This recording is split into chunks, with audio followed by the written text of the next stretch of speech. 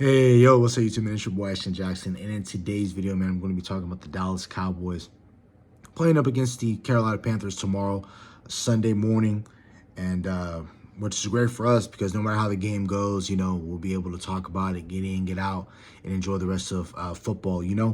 But, I'm also going to be talking about Trevon Diggs having a season-ending injury on his left knee, according to Jay Glazer, and the repair from the torn ACL suffered last year is intact, but this is a different issue. So I don't know if that's a blinking red light that the Dallas Cowboys need to look at as potentially looking for another corner. I know a lot of people want to replace him just because he doesn't like to tackle, but I'm talking about all that and more after the intro. So before we hop into the video, I'd appreciate if you guys like the video, subscribe if you're new, comment and share my video with anyone who you think will enjoy my content.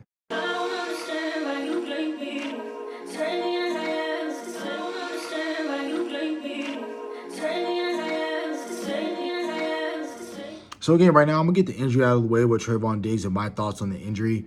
When it rains, it pours. But then not only that, this normally happens for the Dallas Cowboys, unfortunately. Like, that's one mark of when you know you're going to end up with a top. We're going to end up with a decent pick in the draft is when the Dallas Cowboys have a crap ton of injuries. If you just think back 4 years ago in 2020, when it was your offensive line with Tyron Smith, he missed the rest of the season. He only played 2 games that year. Lel Collins missed the rest of that year. Didn't even play a snap after he got paid. And then Zach Martin was dealing with some things. We had Terrence Steele starting at right tackle. Zeke got hurt that year. We had some injuries among the wide receiver room. We had some injuries on the defensive side of the ball. So that was a year that was injury riddled. And then you think about 2015, Week 1, Des Bryant goes down. At that Giants game opening night, and then week 2 at the Link, Tony Romo broke his collarbone. So, and that year we ended up with a top 5 pick. So, obviously we're far removed from those years, but also, we won 5 games. So we're going to be picking around like what we did in 2020. We're going to be picking anywhere from, I would say, depending on what this game ends up being, like if you end up losing this game, I can see you ending up being around that if you don't win another game for the rest of the season. But especially you lose this game, I think you can be picking anywhere from, if I'm looking on Tank and Thon right now, I think you can be picking anywhere from 9 to maybe 12, 13. I think that's where you can end up picking.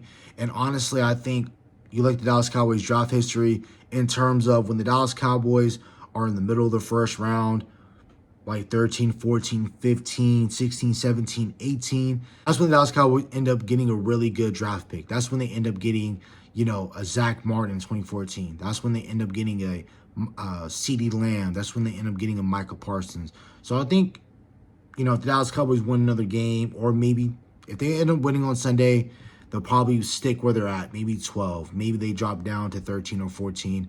But it's not the end-all, be-all. Will you miss out on a guy like Mason Graham? Sure. Will you miss out on Ted McMillan, Luther Burden potentially? Sure. But I wouldn't be mad if a guy like Emeka Egbuka from Ohio State's available, or a guy like James Pierce, defensive end from Tennessee, is available.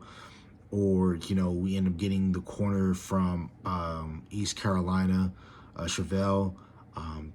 If we end up drafting an offensive lineman, because if we're out of play of the best explosive weapons and we're not trying to reach, and we just take best player available, and if it's possibly an offensive player, sure, take him. If it's a defensive player, take him. If it's Malachi Starks from Georgia, you got to take him. You got to take the best player available because we have so many holes on this team that you can't go wrong in April. So again, that's about it in terms of talking about the injury. Will the Dallas Cowboys think about potentially replacing not CeeDee Lamb, but Trevon Diggs? Maybe. But, depending on how the money looks, I don't think that, if the money's right and it makes sense for them to let him go, we save some money and we don't have to take too much of a hit on his contract, and they will potentially save money by, signing Micah and then signing DeRon Bland, and then we end up drafting a cornerback sometime next year or maybe in this draft, day 2. I wouldn't be surprised, but I just don't think that the Dallas Cowboys are in a fortunate spot right now to let people go to save money and things like that, because if you cut Trevon Diggs, now that's another all-pro you have to replace, and you're not going to get any sort of draft capital back from that. It makes no sense for the Dallas Cowboys to cut him, in my opinion, because the only reason why I'm bringing that up is because I have been seeing some people talk about potentially replacing on from Trevon Diggs. They want to make fun of his tackling, everything like that, but him not tackling him, everybody in the draft process wasn't saying, "Oh, you drafted him because he's physical in the run game." No, you drafted him to be a playmaker, take the ball away, things like that, to give your offense extra positions and extra cracks at scoring and putting up points, and he can put up points himself if he has a runway. But here or there, but that's fine, right? We're talking about the Dallas Cowboys and the ways in which that we can beat the Carolina Panthers. The number one thing, and I think the Dallas Cowboys are going to have a tough time doing, is stopping the run. Nothing new, right? There's nothing new. I talk about that every single week. I say that if a team wants to run the ball on us, they can. We haven't proven that we can stop a team that wants to run the ball and that has a creative run scheme, that we can actually stop them. Chuba Hubbard has been really good in the month of November. October, he was really good. I know he has been slowing down a little bit. But again, when they're playing in these muck 'em up games and these closer games where they're playing teams that are better than them, or just teams that they think that they're better than, they will run the ball. So again, I think Chuba Hubbard will have a decent day on the ground. Do I want him to? No. But at the same time, it's going to be very tough for the Dallas Cowboys to stop this run game with Chuba Hubbard. Second, get pressure on Bryce Young. Bryce Young has been looking a little bit better these past few months than he had back in October, September, earlier in the year. He looked very terrible. He got benched for Andy Dalton. But ever since he got brought back onto the roster and he's been playing competent football, Bryce Young has been looking like a first-round type of quarterback. He's been making a bunch of plays. He's been extending plays with his legs. He's been doing things that he's been needing to do, right? So I think Bryce Young is looking pretty solid. He looks a lot better, of course, and I think that's going to give the Dallas Cowboys some troubles. And that also leads into my third point. Don't have Leggett or Thielen have a field day receiving-wise as well.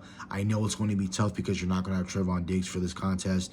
You're not going to, have another corner that can replace him and be decent or just serviceable while he's gone. Again, you're going to have Deron Bland on one side. He's probably going to be on Leggett. You're going to have Lewis. That's probably going to be on Adam Thielen. But then, you got Croker and you have some other guys that other outside, but if they move around the formation and move Leggett or Thielen around, they try to have them on Booth or Israel Mukwamu or whoever that corner is going to be there, I think it's going to be a very tough time for that other corner to pick back up where they left off. But, it just is what it is. This is what happens when you have injuries. Of course, the playing cliche in football is next man up. And then also, now talking about offensively, you should run the ball. But we also know that Coach McCarthy does not want to. He doesn't like running the ball, man. And he's just point blank period. We could have won on Monday night if we just gave the ball to Rico at least 3 to 4 more times, right? But the Dallas Cowboys want to run the ball, and that's on them. We're playing against the worst rushing defense in the league, which is crazy because you would think that it's the Dallas Cowboys. But in fact, it is statistically, it is the Carolina Panthers.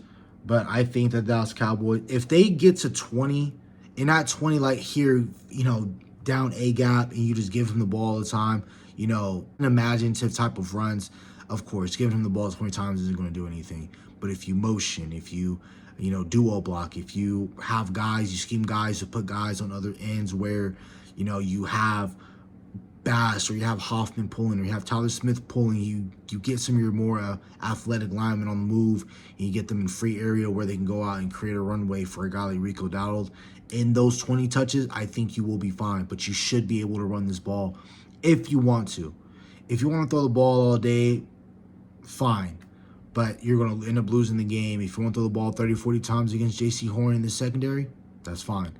But you're going to have to deal with that repercussions, and we all know that Cooper Rush has a noodle arm, so if we want to throw the ball 30, 40 times, that's fine.